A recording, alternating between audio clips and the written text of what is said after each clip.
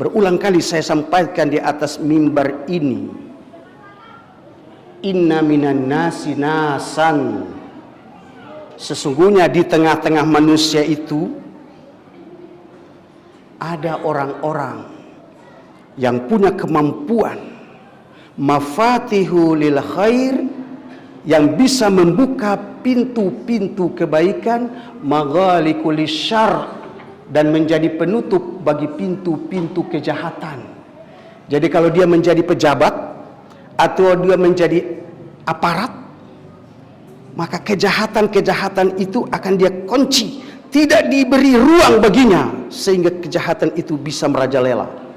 Tapi dia menabur kebaikan. Dengan tanda tangannya, pintu-pintu kemaksiatan tertutup.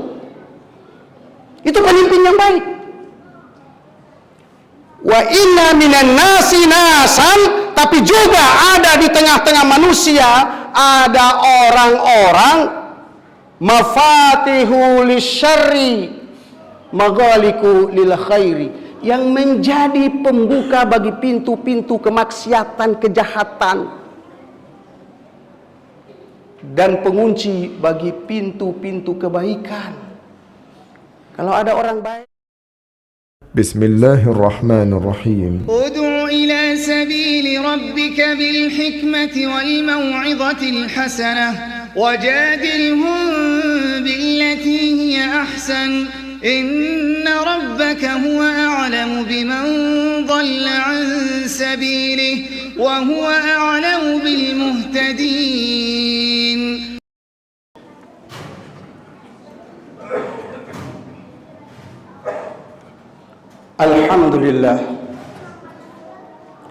Alhamdulillahi rabbil alamin,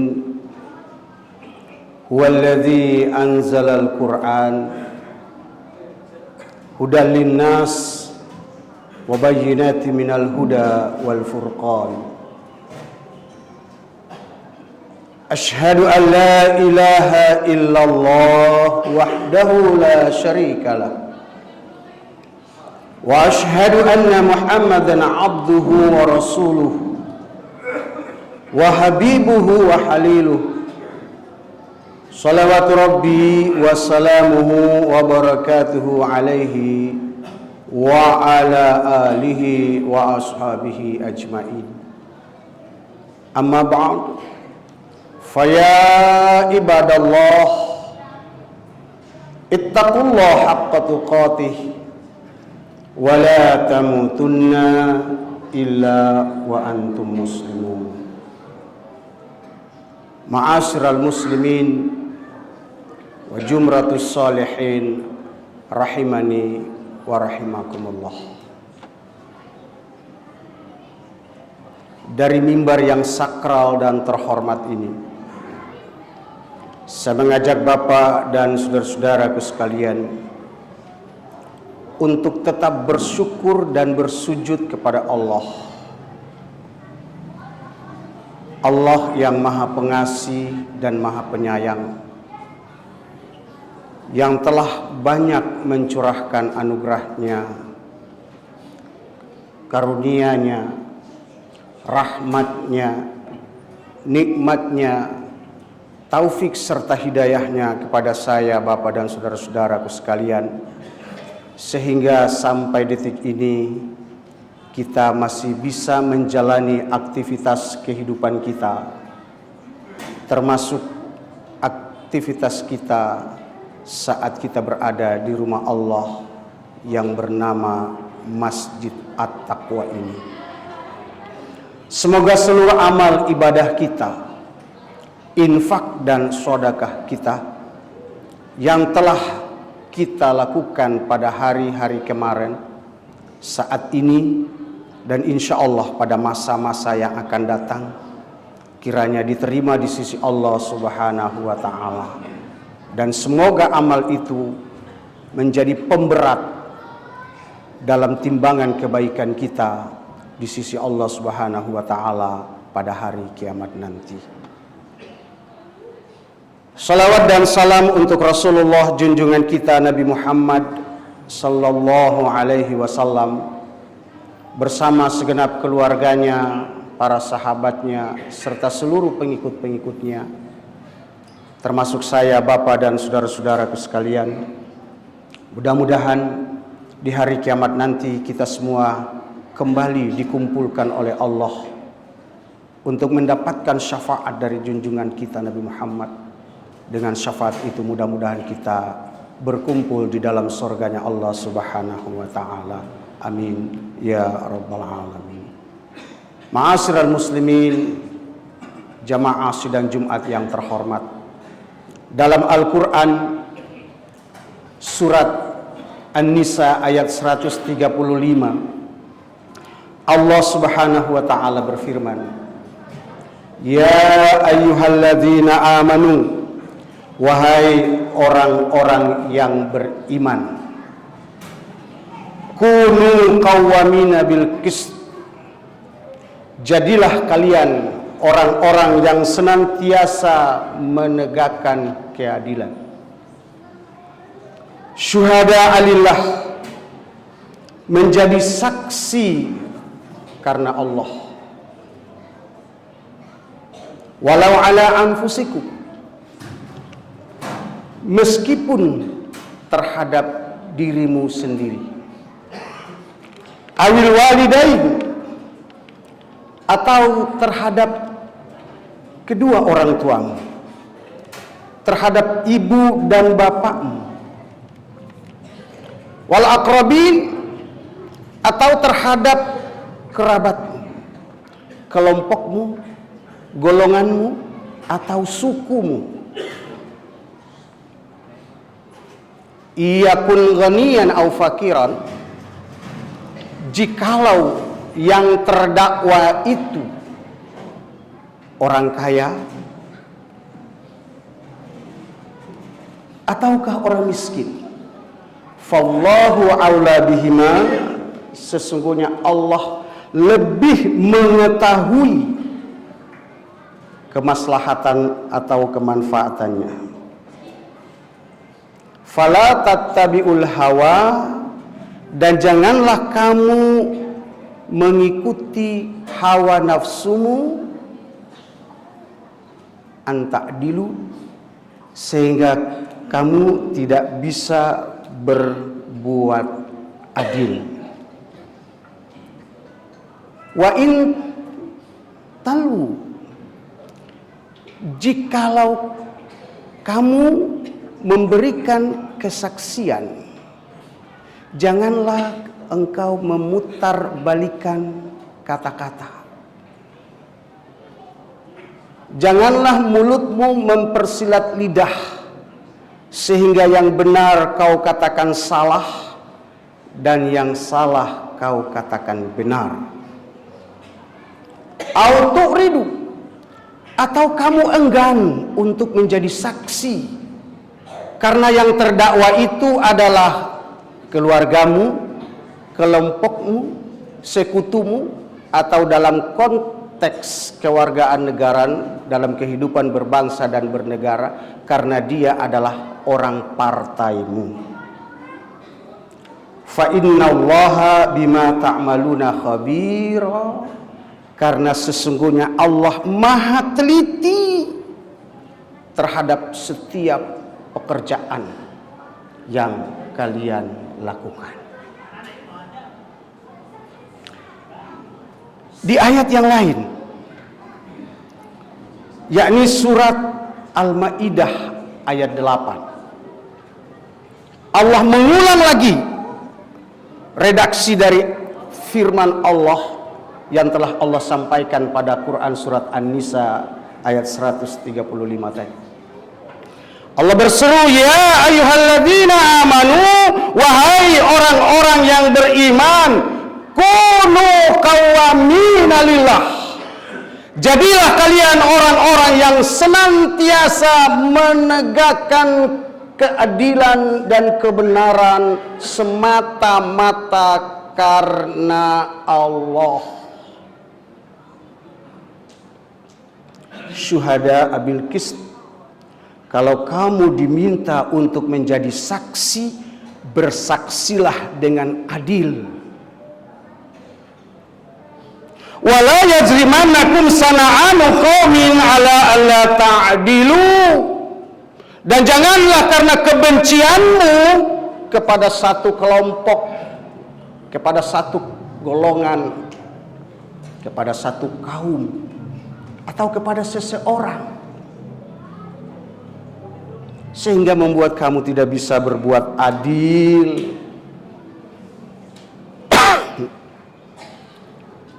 I'dilu, berbuat adillah.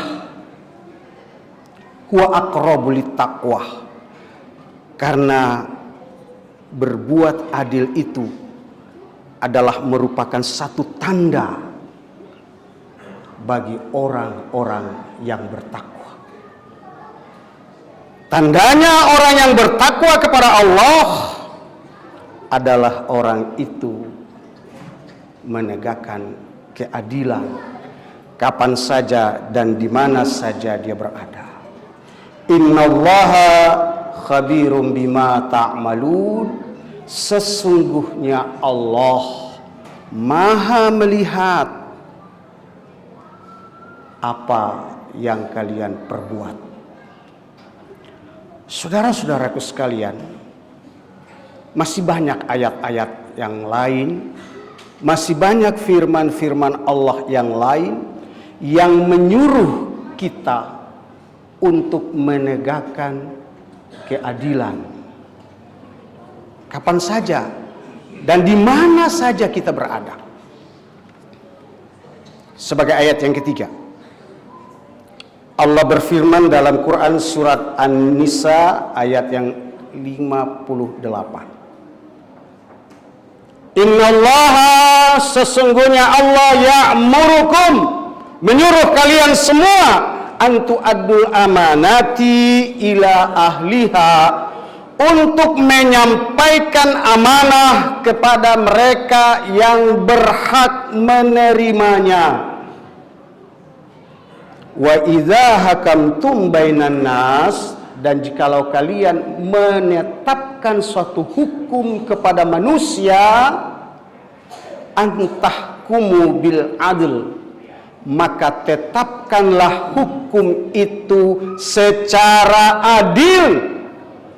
Innallaha ni'ma ya'izukum bihi, sesungguhnya Allah adalah sebaik-baik pemberi pengajaran kepada kalian. Innallaha kana sami'an basira, sesungguhnya Allah Maha mendengar setiap bisikan-bisikan di antara kalian, dan Allah Maha mengetahui apa yang kalian kerjakan.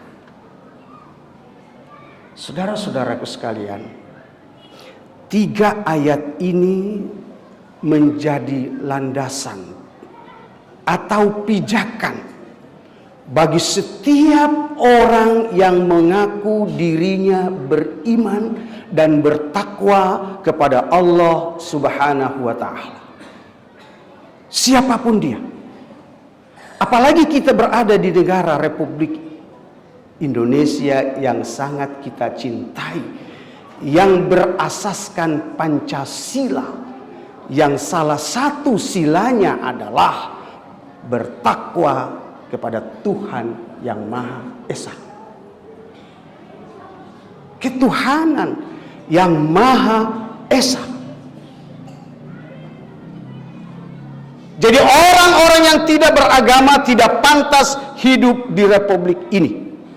Setiap aparat, setiap pejabat, saat mereka akan dilantik untuk menjabat suatu jabatannya, pasti akan mengambil sumpah dan janji.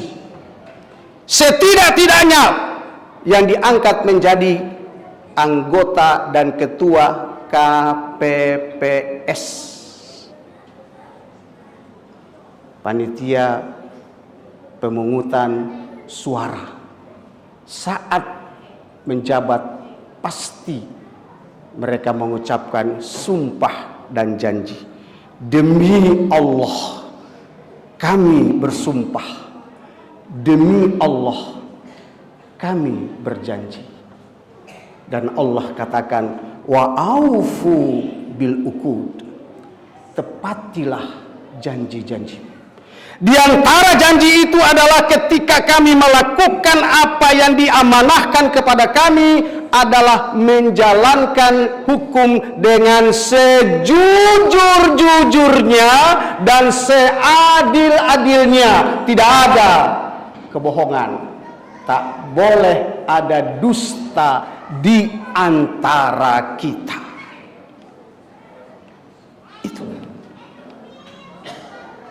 Dan kalau ada orang yang mengaku dia sebagai manusia yang Pancasilais, tentu saja dia akan menetapkan suatu hukum dengan seadil-adilnya. Karena salah satu nilai Pancasila adalah bertakwa kepada Tuhan yang Maha Esa, dan pada sila yang lain keadilan sosial bagi seluruh rakyat atau bangsa Indonesia. Hanya sayangnya bapak-bapak dan saudara-saudaraku sekalian, faktanya di dalam kenyataan hidup kita sehari-hari banyak berdiri kantor-kantor pengadilan. Bukan hanya pengadilan-pengadilan negeri, tetapi juga sampai pada pengadilan-pengadilan agama. Tapi terasa sulit di negeri ini untuk mencari keadilan itu. Kenapa? Karena tadi ada kebencian, ada ketidaksukaan pada satu kelompok, pada satu golongan tertentu. Oleh karena itu Bapak dan saudara-saudaraku sekalian, Rasulullah 1390 tahun yang lalu, saudaraku sekalian, Nabi kita wafat itu pada tanggal 18 Juni tahun 632 Masehi. Jadi kalau sekarang sudah 2022, berarti Nabi itu telah berada di dalam perut bumi selama 1390 tahun. Jauh sebelum itu Nabi kita sudah berwasiat, sudah berpesan kepada kita sebagai umatnya. Beliau berkata, satakunu ba'di umara'u. Wahai para sahabatku, suatu saat nanti setelah aku mati, setelah aku wafat nanti, akan bermunculan umara'u, pemimpin-pemimpin yang tukang bohong. Pemimpin-pemimpin yang suka mengobrol janji. Pemimpin-pemimpin yang suka memberikan PHP, pengharapan palsu.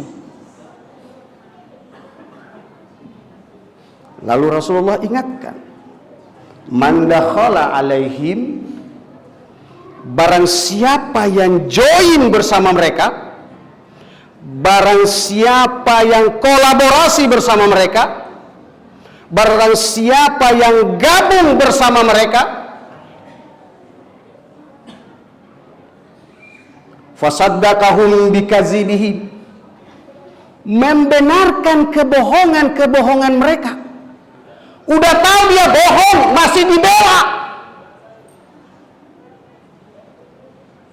Barang siapa yang sudah tahu pemimpinnya bohong lalu masih dia bela, maka dia termasuk kelompok pemimpin itu. Wa a'anuhum ala zulmihim, dan membantu mereka dalam tindakan-tindakan kezaliman. Membunuh manusia itu adalah suatu tindakan kezaliman. Tidak ada hak manusia untuk merenggut nyawa manusia siapapun dan dengan alasan apapun, kecuali dibenarkan oleh Al-Quran dan As-Sunnah. Lain daripada itu, tidak ada hak bagi setiap manusia untuk mencabut nyawa orang lain. Siapa yang membela si pembunuh, maka dia pun dianggap pembunuh.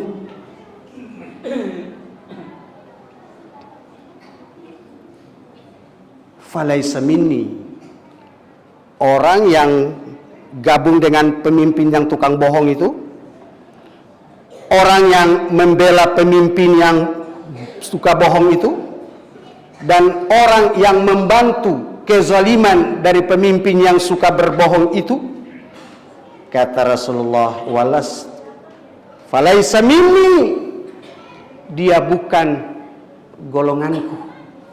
Enggak diakui iman Islamnya oleh Rasulullah sallallahu alaihi wasallam, didiskualifikasi iman dan Islamnya oleh Allah dan Rasulullah. Walastu minhu, dan aku bukan bagian dari mereka. Walaisa yaridu alayyal haud, dan nanti di hari kiamat dia tidak berhak untuk datang di telaga haudku di hari kiamat nanti. Lalu Rasulullah melanjutkan sabdanya, wa man lam yadkhul alaihim, siapa yang tidak gabung bersama mereka, tidak ikut bergabung, tidak ikut masuk dalam kelompok mereka, walam yusaddiquhum bikazibihim, dan dia menolak kebohongan-kebohongannya. Setidaknya dalam hati, bohong, enggak. Setidaknya dia berkata dalam hati, bohong, enggak bakal gua percaya, enggak bakal gua ikut. Setidaknya begitu, dalam hati.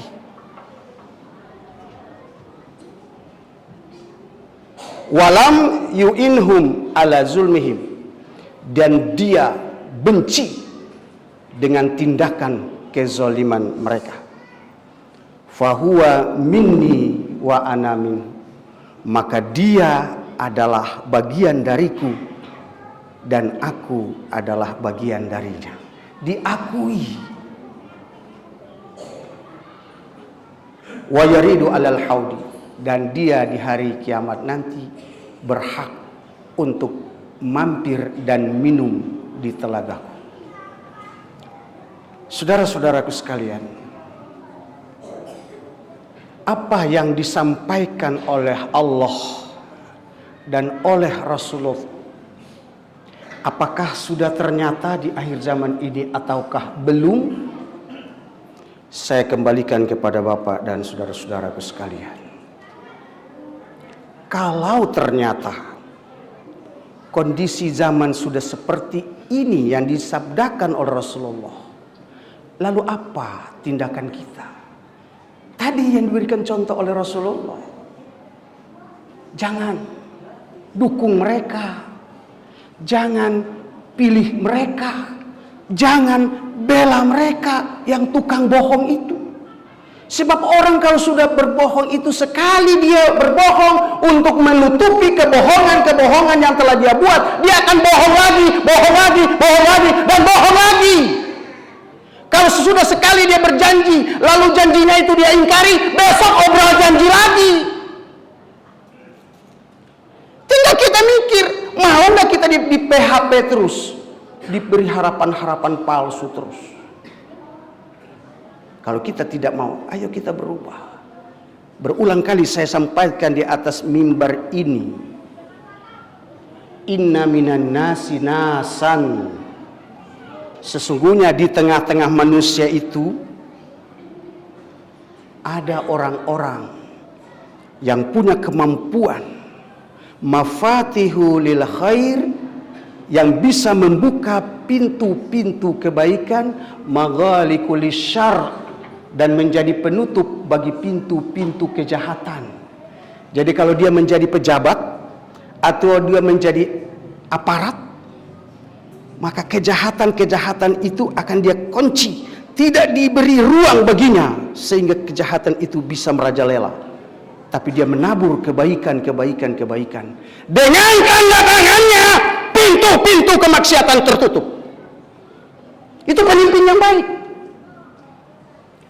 Wa inna minan nasi nasan, tapi juga ada di tengah-tengah manusia ada orang-orang mafatihu lisyarri maghaliqu lil khairi, yang menjadi pembuka bagi pintu-pintu kemaksiatan, kejahatan, dan pengunci bagi pintu-pintu kebaikan. Kalau ada orang baik, dia paling duluan nantang tuh. Kalau judi-judi, dia yang duluan kasih izin, dia yang jadi backing. Ada tipe manusia seperti itu. Kalau jadi pemimpin, wah bahaya. Oleh karena itu kita harus menempatkan orang-orang baik pada posisi-posisi yang terpenting. Saya ingin sampaikan sebelum saya menutup khutbah Jumat saya. Yang terendah, kelas yang paling rendah. Pemimpin tertinggi itu presiden. Dan sayap kiri kanannya anggota MPR, MK, dan lain-lain. Bawahannya paling rendah yang menjadi ujung tombak adalah ketua RT.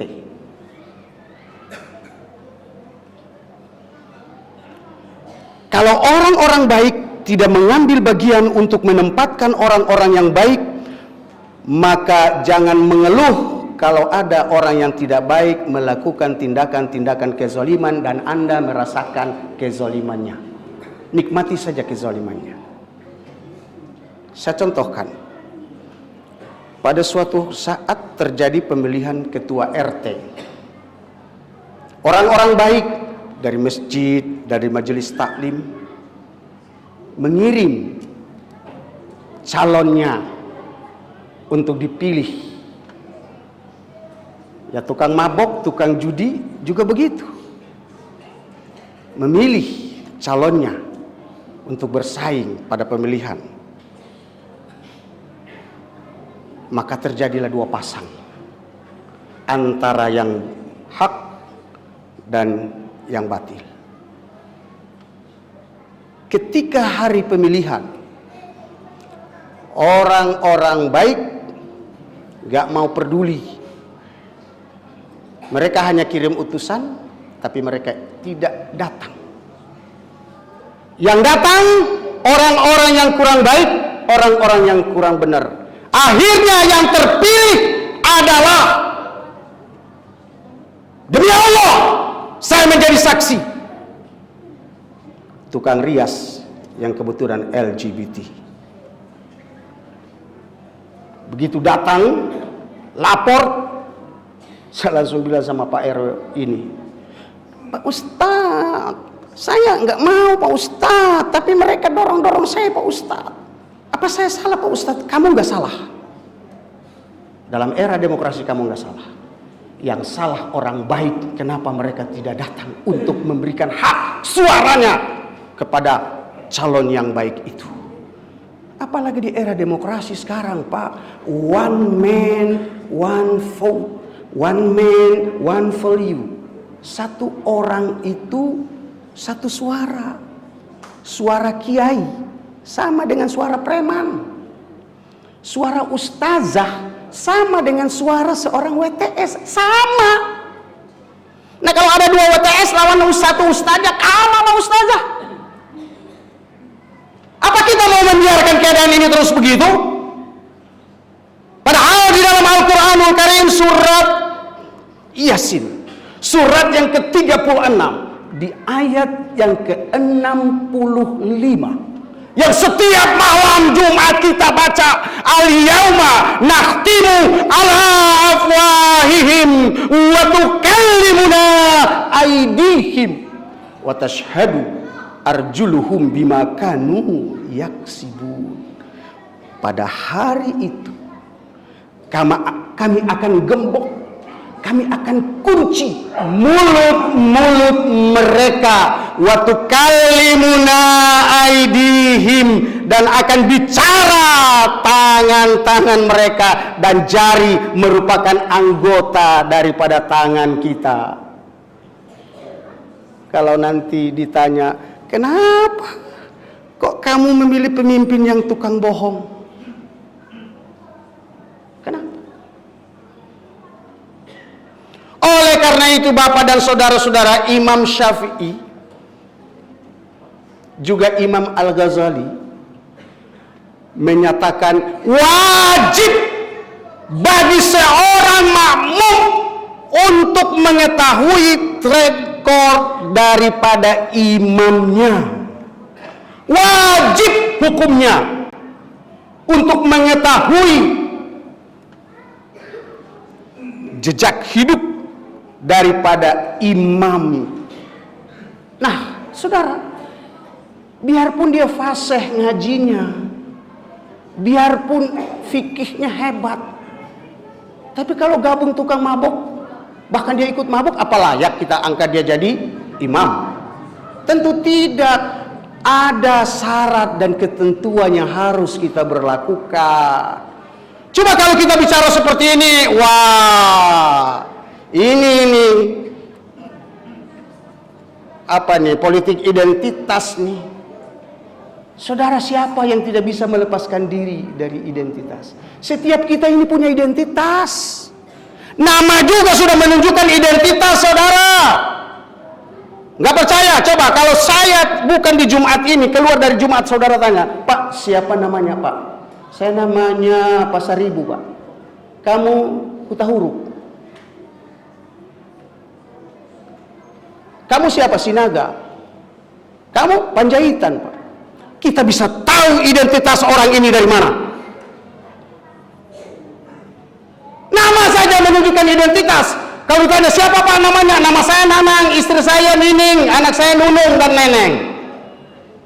Kalau ditanya Pak siapa namanya? Nama saya Sudiro Husono. Tidak bisa kita tebak dari mana identitas.